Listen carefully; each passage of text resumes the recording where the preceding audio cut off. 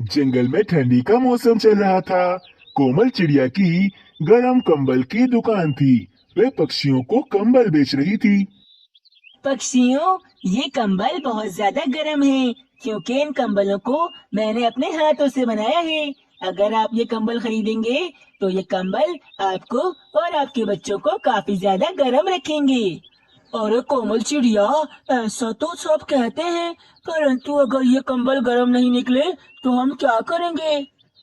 अरे कौवे भैया, इस कंबल के अंदर कोई भी खराबी नहीं है क्योंकि इन्हें मैंने खुद बनाया है। इसीलिए मैं कह रही हूँ ना, ये कंबल बहुत ज्यादा अच्छे हैं। अच्छा, फिर तो ठीक है, मैं तुम्हारी बात मान लेता हूँ। अरे हाँ कोमल चिड़िया, ठंडी तो काफी ज्यादा है और मेरे पास भी कोई कंबल नहीं है। मुझे कोई अच्छा सा कंबल दे दो। तो फिर बताइए तोते भैया, मैं आपको कौन सा कंबल दूँ? अरे कोमल, कोई भी कंबल दे दो, बस वे कंबल गर्म होना चाहिए। आप सब चिंता मत कीजिए, मेरे सारे कंबल काफी ज्यादा गर्म हैं। अरे हाँ कोमल चिड़िया, तोते को कंबल देने के बाद मुझे भी एक बढ़िया सा कंबल दे देना। ठीक है पक्षियों, मैं आप सभी को एक एक कंबल निकाल देती हूँ। अरे नहीं नहीं कोमल चिड़िया, मेरा कंबल अभी मत निकालना। मैं अभी रानी कौवे को लेकर आऊंगा। वे फिर अपनी पसंद से ही कंबल लेकर जाएगी। ठीक है कालू भैया, आप रानी बहन को ले आइए। फिर पक्षी अपने अपने कंबल लेकर वहां से चले जाते हैं। कालू कौवा भी अपने घर की तरफ चला जाता है। रानी को जाकर बोलता हूँ, उससे भी तो कंबल लेने थे ना। फिर कालू कौवा अपने घर पर पहुंचता है।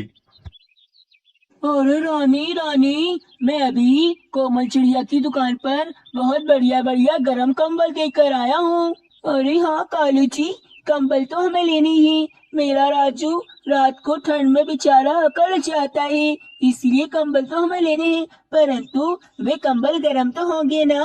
अरे हाँ हाँ, कोमल चिड़िया ने कहा है उसके कंबल काफी ज्यादा अच्छे हैं और मैं देख कर भी आ रहा हूँ, उन कंबल में कोई भी खराबी नहीं है। तो फिर चलो कालू, हम जाकर कोमल की दुकान से अपने लिए कंबल लेकर आते हैं। फिर कालू और रानी कोमल चिड़िया की दुकान पर कंबल लेने जाते हैं। अरे आइए आइए कालू भैया, रानी बहन, आप आ गई। मेरी दुकान पर काफी सारे कंबल हैं। बताइए आपको कौन सा कंबल चाहिए? अरे कोमल, क्या ये सारे कंबल तुमने खुद अपने हाथ से बनाए हैं? मुझे तो यकीन ही नहीं होता, ये कितने ज्यादा सुंदर हैं। जी रानी बहन, ये सारे कंबल मैंने खुद बनाए हैं अपने हाथों से। आप कोई भी कंबल ले जाइए, सभी कंबल अच्छे हैं। ठीक है कोमल चिड़िया, फिर हमें कोई अच्छा सा कंबल दे दो जिसमें कोई भी खराबी ना हो। फिर कोमल चिड़िया उन्हें एक कंबल दिखाती है। आप ये वाला कंबल ले जाइए, ये काफी ज्यादा मजबूत और गर्म है। अरे नहीं नहीं, वे जो तुम्हारे पीछे कंबल रखा हुआ है ना, वे बहुत ज्यादा सुंदर लग रहा है, हमें तो वही वाला कंबल देना। ठीक है कालू भैया, आप वे कंबल ले जाइए, वे भी काफी अच्छा है। फिर कालू और रानी वहां से कंबल लेकर अपने घर चले जाते हैं। दोनों पक्षियों को घर पहुंचते पहुंचते रात हो जाती है।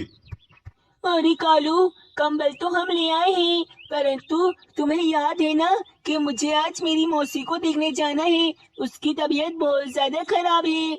अरे हाँ हाँ मुझे याद है, परंतु अभी रात बहुत हो गई है, इसलिए हम कल जाएंगे।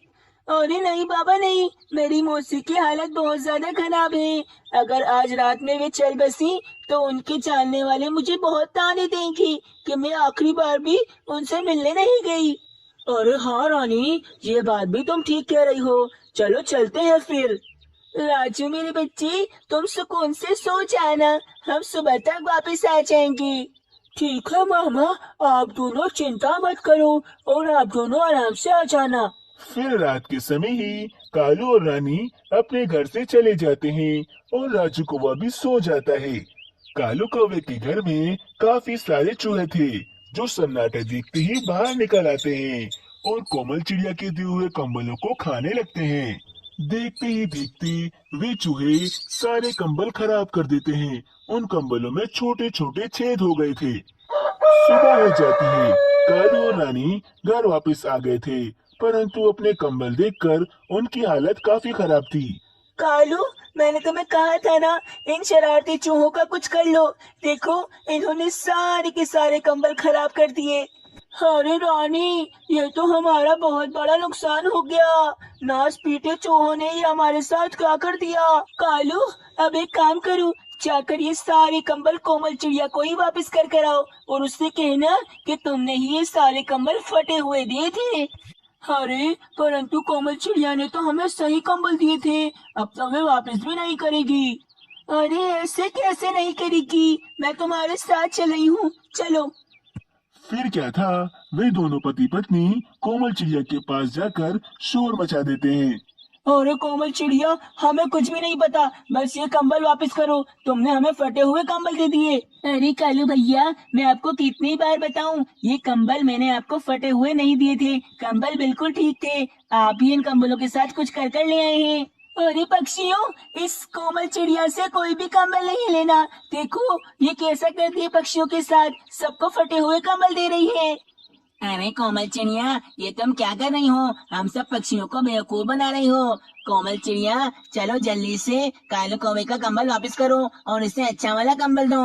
अरे हाँ, कालू कौवे का कंबल वापस करो, इसके साथ अन्याय मत करो। कोमल चिड़िया की बात तो कोई भी पक्षी नहीं सुन रहा था। तभी एक कबूतर वहाँ पर आता है। अरे अरे अरे कालू कौवे, जल्दी चलो, तुम्हारे घर में राजू कौवे को तुम्हारे घर के चूहों ने काट लिया है, उसका काफी खून निकल रहा है। अरे क्या, मेरा राजू, मेरा राजू।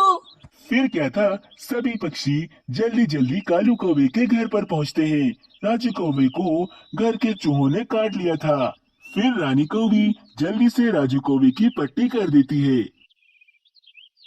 अरे पक्षियों, देखा आप सबने, आप सब मुझ पर इल्जाम लगा रहे थे कि मैंने कंबल खराब दिए हैं। इस कालू कौवे के घर में तो चूहे हैं, चूहों ने ही कंबल भी खाए होंगे, जैसे आज राजू कौवे पर हमला कर दिया।